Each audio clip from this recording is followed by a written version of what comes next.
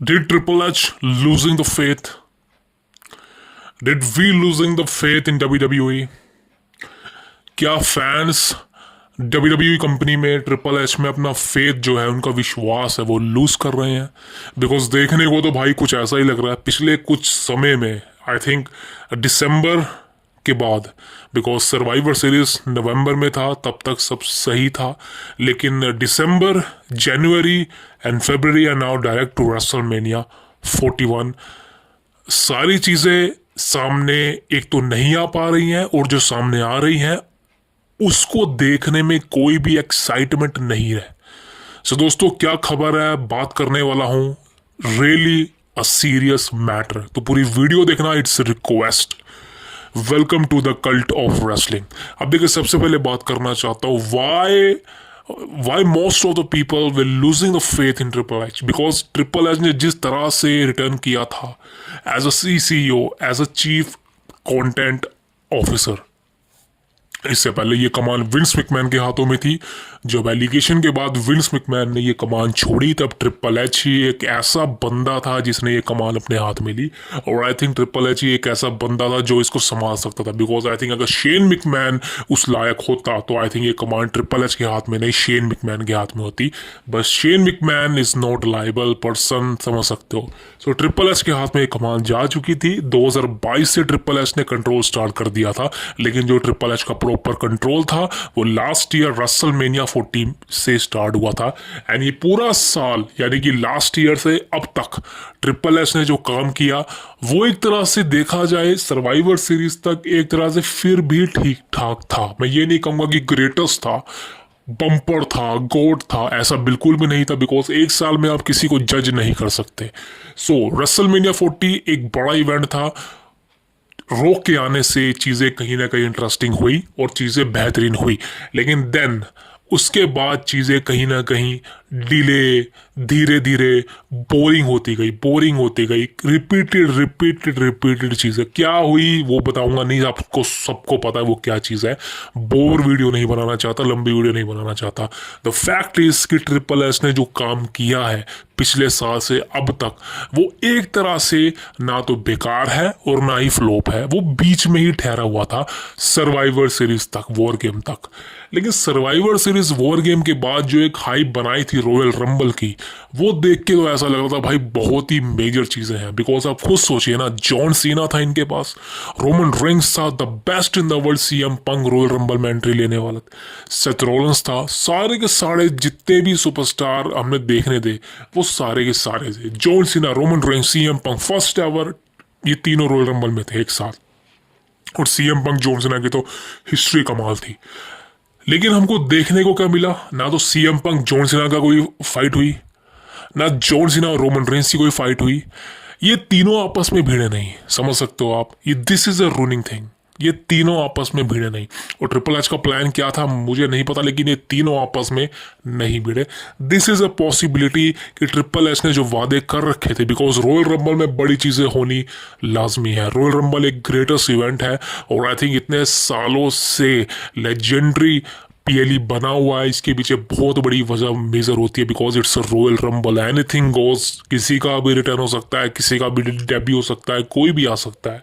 लेकिन कुछ भी सरप्राइज के नाम पर हमको सिर्फ ये था कि इस मैच को CM पंक जीतने वाले थे या फिर जॉन सीना जीतने वाले थे, बिकॉज हमको देखना था वो एक last run of John Cena, कि भाई जॉन सीना अपना लास्ट रॉयल रंबल जीतेगा, तीसरी बार रंबल विनर बनेगा, बिकॉज मजा आने वाला था, या फिर CM पंक जीतने वाले थे।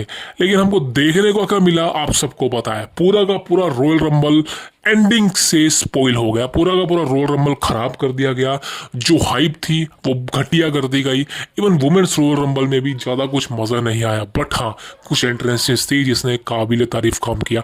बट दो मेजर चीज़ें थी वो रॉयल रंबल से आउट ऑफ द एक्शन थी, यानी कि गायब थी, हमको देखने को ही नहीं मिली। ना तो AJ ली का रिटर्न हुआ, ना तो जॉन सीना जीता, ना ही ब्रॉक लेसनर आया, बिकॉज बहुत चीज़ें थी जो हम एक तरह से एक्सपेक्ट कर रहे थे from the royal rumble. Because royal rumble को जिस तरह से हाइप बनाया गया, और खासकर ट्रिपल एच की एरा में मैंने एक चीज़ काफ़ी ज़्यादा नोट करी है कि ट्रिपल एच ना चीज़ों को काफ़ी ज़्यादा बड़ा चढ़ा के बताता है। मतलब अगर कोई चीज़ 10% है ना तो उसको वो 50% बोलेगा, लेकिन जब वो रिजल्ट का दिन आएगा ना वो 5% भी नहीं निकलती।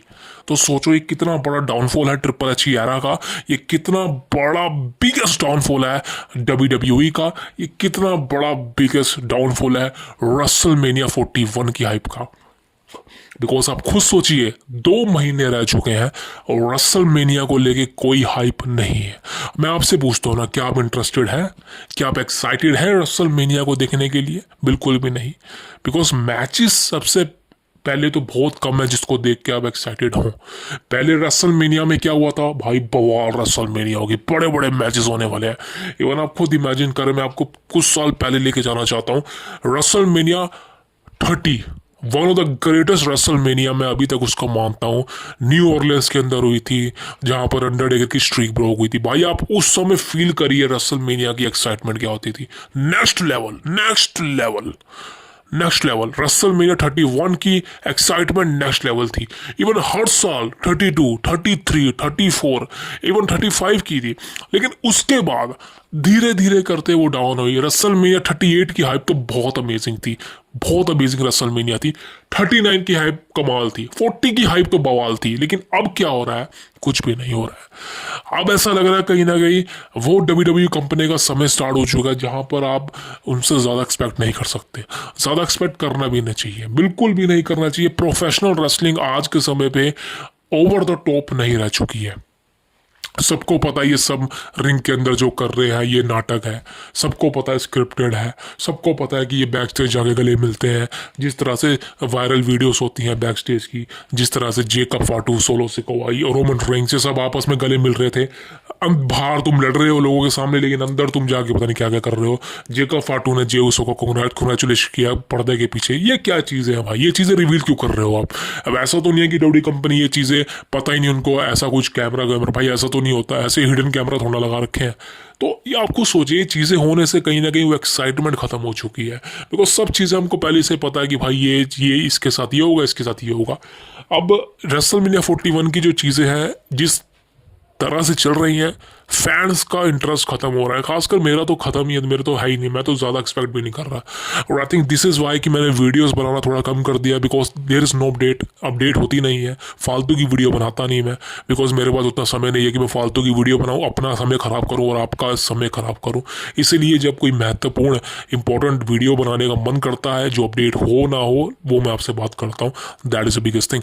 अब बात करें मंडे नाइट रो की, नेटफ्लिक्स पर जाने के बाद रो का किस तरह से हाल होना था वो तो हुआ नहीं। उल्टा भाई रो एक ऐसी जगह पे पहुंच चुका है जहां से उसको देखने का मन भी नहीं कर रहा। सिर्फ 1-2 सेगमेंट को छोड़ दो, CM पंक को छोड़ दो, रोलिंस को छोड़ दो, तो भाई कुछ भी ऐसा देखने लायक नहीं है जो हमको एक्साइटेड कर सके। बिकॉज नेटफ्लिक्स पर जाने के बाद भी कुछ मेजर नहीं हुआ। नेटफ्लिक्स पर जाने के बाद भी वो एक जो हमको एक TV 14 वाली चीज़ें देखने को मिलनी चाहिए थी, भाई वो तो देखने को मिली ही नहीं। ट्रिपल एच ने कहा था कि हम तो ये कर देंगे, वो कर देंगे, नेटफ्लिक्स बफर होना स्टार्ट हो जाएगा, इतनी ज़्यादा व्यूअरशिप आने वाली है, प्लेटफॉर्म हैंग हो जाएगा भाई।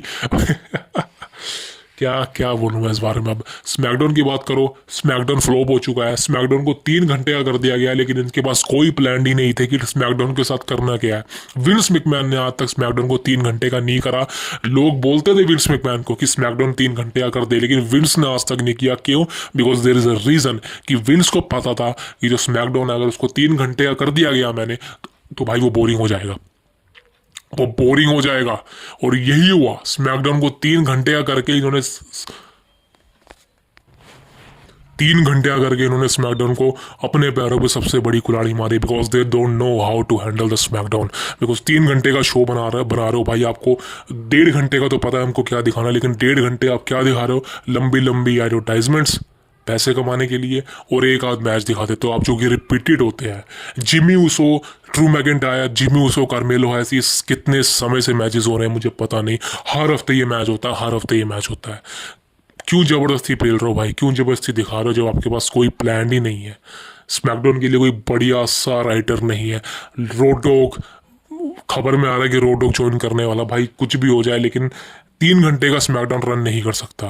एक्साइटमेंट शुरू शुरू में होती है, ये चीज़ें अच्छी लगती हैं 1 आध 2 हफ्ते में, लेकिन उसके बाद ये चीज़ें बोरिंग हो जाती है। सो स्मैकडाउन को वापस से 2 घंटे कर देना चाहिए, वो तो मुझे पता होगा आने वाले समय में। लेकिन अभी के फिलहाल से रेसलमेनिया पास है आपके पास, और आपके पास कोई प्लान नहीं है, आपके पास कोई ऐसी चीज़ें नहीं है जो आप उसको चला सके। अब सबसे बड़ी प्रॉब्लम यहाँ पे आती है जॉन सीना का लास्ट रिटायरमेंट टूर। अब देखिए, जॉन सीना अपने आप में ही बड़ा नाम है। जॉन सीना के होने से कोई भी PLE को सोल्ड आउट किया जा सकता है, सोल्ड आउट किया जा सकता है, टिकट सोल्ड आउट करा सकती है। जॉन सीना का नाम बहुत बड़ा कंपनी में। तो जॉन सीना का एक तरह से रिटायरमेंट टूर अनाउंस करके जॉन सीना ने खुद अनाउंस किया था। उसके बाद जॉन सीना का जो रिटायरमेंट टूर हमको देखने को मिल रहा है, अगर यही रिटायरमेंट टूर चलने वाला है, so we don't watch that. हमको वो देखना ही नहीं है। अगर जॉन सीना इसी तरीके से अपीयर होगा डिले करके हर PLE के अंदर विदाउट एनी सेगमेंट, ये चीज़ें जॉन सीना की बहुत समय से चल रही हैं। जॉन सीना की ये चीज़ें चल रही हैं रेसलमेनिया 39 से। आपको याद होगा सीना और ऑस्टिन थ्योरी का मैच बुक हुआ था रेसलमेनिया 39 के लिए। वहां पर ये मैच रो पर बुक हुआ था और जॉन सीना ने जो भी चैलेंज एक्सेप्ट किया था थ्योरी का, उसके बाद जॉन सीना पूरा महीना नहीं आया रो पर, पूरा महीना स्मैकडाउन से गायब रहा। और ऑस्टिन थ्योरी बेचारे ने ये मैच को अकेले ही बुक किया। आप खुद सोचो कितनी बड़ी वो बेइज्जती की बात थी ऑस्टिन थ्योरी के लिए या WWE कंपनी के लिए कि जॉन सीना मैच बुक होने के बाद रेसलमेनिया मैच कंफर्म हो चुका है, लेकिन आपका सुपरस्टार ही दिख नहीं रहा, आपका जॉन सीना दिख ही नहीं रहा है हर सेगमेंट के अंदर। ऑस्टिन थ्योरी बेचारा अकेले अपने दम पे इस मैच को कहां तक घसीट लेगा। दिस इज वाई ये मैच फ्लॉप हुआ। This is why Austin Theory को जॉन सीना को हराने का कोई भी एक तरह से फायदा हुआ ही नहीं, बिकॉज भाई जॉन सीना की और ऑस्टिन थ्योरी के वो सेगमेंट दिख ही नहीं हमको, वो फेस टू फेस हुआ ही नहीं कुछ भी। सेम चीज़ें हो रही हैं रिपीट। अब जॉन सीना रॉयल रंबल में आया, उसके बाद उससे पहले वो रो के एपिसोड से गायब, स्मैकडाउन के एपिसोड से गायब। देन फिर अब जॉन सीना आएगा चेंबर के अंदर without any qualification, earning shot. John Cena ने खुद को अनाउंस किया कि वो चेंबर में आएगा। अगर जॉन सीना इतनी बात करता है कि वो अर्न करेगा शॉट को, तो भाई उसने मैच लड़के नंबर 1 कंटेंडर क्यों नहीं बना? जो CM पंक बना है, लोगन पॉल बना है, ड्रू मैकिंटायर बना है, रोलेंस बनेगा, वैसा जॉन सीना ने क्यों नहीं किया? डायरेक्ट अपनी पावर का यूज़ करके यहाँ मैं चेंबर में आने वाला हूँ। So this is a very bad thing, because ये चीज़ें कहीं ना कहीं अच्छी लगती नहीं। अब जॉन सीना आएगा चेंबर के अंदर, अगर मान लो वो जीत भी गया, बिकॉज मैं तो नहीं चाहता कि जॉन सीना जीते। अगर जीतना है तो भाई हर सेगमेंट में आना पड़ेगा, हर रो के एपिसोड में और स्मैकडाउन के एपिसोड में आना पड़ेगा, बिकॉज आपका वर्क फोर्स कोडी रोड्स भी हर स्मैकडाउन के एपिसोड में प्रेजेंट होता है as a respect of him. तो भाई अगर John Cena versus Cody Rhodes करवाना है, अगर सीना को जितवाना है चेंबर, तो सीना को हर स्मैकडाउन में आना पड़ेगा, कोडी रोड्स के साथ सेगमेंट देनी पड़ेगी। ये सबसे बड़ी चीज़ है। अगर ये नहीं हुई तो जॉन सीना को हरवा दो, मैं लिख के तरूँ, हमें घंटा कोई फर्क नहीं पड़ेगा। वैसे ही भाई कोई जॉन सीना ने वो खाड़ भी कर लेना है, कोडी को हरा तो सकता नहीं, तो उससे बढ़िया मैच करवाने का फायदा नहीं है। इससे बढ़िया CM पंक वर्सेस कोडी करवा दो, पता तो चलेगा कि साला CM पंक जीतेगा या कोडी रोड्स हारेगा, कुछ भी हो सकता है। लेकिन सीना और कोडी में डायरेक्ट है कि सीना हारेगा, तो जिस मैच की एंडिंग पता है वो करवाने का फायदा नहीं है। सो यही बिगेस्ट थिंग है कि आप ट्रिपल एच के जो प्लान्स है वो खत्म है। ट्रिपल एच को नहीं समझ आ रहा उसको क्या करना है। ट्रिपल एच वर्स्ट पे वर्स्ट डिसीजन ले जा रहा है। ट्रिपल एच वो डिसीजन ले रहा है जो उसको लेने नहीं चाहिए। अब ट्रिपल एच को कोई कंट्रोल कर रहा है? भाई ऐसा तो बिल्कुल भी नहीं है, बिकॉज कौन कंट्रोल करेगा उसको? हाँ, अगर गलत विचार है, कोई गलत विचार थोप रहा है, तो आई थिंक कहीं ना कहीं वो हमको बुकिंग से दिखाई दे रहा चाहिए, लेकिन ऐसा नहीं है। पेंटा का डेब्यू करवाया, लेकिन पेंटा के साथ कुछ भी नहीं हो रहा है। पेंटा गायब है, बिकॉज कोई प्लान नहीं है, कोई प्लान नहीं है। खुद सोचिए आप, तो साफ पता चल रहा है कि किसी के लिए कोई प्लान नहीं है। आपके पास मंडे नाइट रो का शो है नेटफ्लिक्स पर, आप उसको 4 घंटे का भी कर सकते हो, लेकिन आपके पास बुकिंग तो बढ़िया हो। अब तो टाइम की कोई पाबंदी नहीं है भाई, 2 घंटे खींच दो, 3 घंटे खींच दो, 4 घंटे खींच दो, सब सुपरस्टार को मौका तो दो। लेकिन सालों तुम किसी को मौका ही नहीं दे रहे हो। खुद सोचो, सबसे मतलब यार कितनी मतलब ये घटिया बात है कि आपके पास एक नेटफ्लिक्स का ब्रांड आ गया है, कोई टाइम की लिमिट नहीं है। 6 घंटे का रो बना दो, अब तो 6 घंटे का रो बना सकते हो भाई, सबको मौका तो दो। लेकिन तुम किसी को मौका ही नहीं दे रहे हो। तुम अभी भी 2 घंटे का शो प्रोड्यूस कर रहे हो, 2.5 घंटे का शो प्रोड्यूस कर रहे हो, और कम प्रोड्यूस कर रहे हो, एडें अभी भी आ रही हैं। तो मतलब नेटफ्लिक्स के जाने के बाद मतलब वो मज़ा नहीं आया, वो हमको चीज़ें देखने को ही नहीं मिली। तो यार ये सब मैंने कहा ना आपको, ट्रिपल एच की वादे, ट्रिपल एच की एरा, ये सब फर्जी है भाई। कोई मज़ा नहीं है इसको देखने में, कोई मज़ा नहीं है इसको देखने में। और मैं सही कहूँ भाई, जिस तरह से अब कंपनी का हाल चल रहा है, कंपनी पैसा छाप रही है, आई नो, बट ये जो चीज़ें हो रही हैं, सभी बोल रहे हैं ट्रिपल एच ने रेसलमेनिया 41 को रून कर दिया। भाई बिल्कुल कर दिया, बिल्कुल कर दिया रेसलमेनिया को ruin. And I don't know what I say, but यही वीडियोस आती रहेंगी जिस तरह से बात कर रहा हूँ मैं, बिकॉज कह रहा हूँ ना कि अब there is no update right now, there is no update, because बहुत सारे सुपरस्टार्स गायब हैं। रेंडी ओटन गायब है। अब बताया जा रहा है कि ओटन और केविन ओवेंस का मैच होगा रेसलमेनिया में। भाई क्या बोलूँ मैं इस बारे में, बट आई थिंक कहीं ना कहीं जो चीज़ मेरी बातों से, चीज़ों से आपको समझ आ गया होगा कि ट्रिपल एच ने एक तरह से जो पावर अपने हाथ में ली थी 2 साल पहले, 3 साल पहले आई थी, वो उसके लिए फ्लॉप साबित हो गई। यार ट्रिपल एच मेरे को लगता नहीं कि आगे कुछ बड़ा कर पाएगा। कोई कुछ कैन यू इमेजिन कि जेउसो गुंथर को हरा देगा? वो कंफर्म है। रेसलमेनिया में जेउसो जीत जाएगा टाइटल। आप मेरे को बताइए यार, जो मेरे को सुन रहा है इस वक्त, क्या आप जेउसो को देखने के लिए सुबह की नींद खराब करोगे? क्या आप जेउसो को देखने के लिए कोई भी मेन इवेंट तक रुकोगे पीएलई के? भाई आप घंटा नहीं रुकोगे यार। कौन देखना चाहता है जेउसो को? भाई कौन देखना चाहता है भाई? मेरे को समझ नहीं आ रहा है। मतलब आई नो कि आपको नए सुपरस्टार्स को मौका देना, लेकिन नया सुपरस्टार जेउसो नहीं है। जेउसो पुराना सुपरस्टार है भाई, बहुत समय से है कंपनी के अंदर। आपको दिखा अब है वो। सबसे बड़ी प्रॉब्लम की बात तो ये है कि दिखते इनको बंदे लेट है। इनको कॉफी किंगस्टन लेट दिखता है, इनको बिगी लेट दिखता है, एंड राइट नाउ जेउसो इनको लेट दिखा।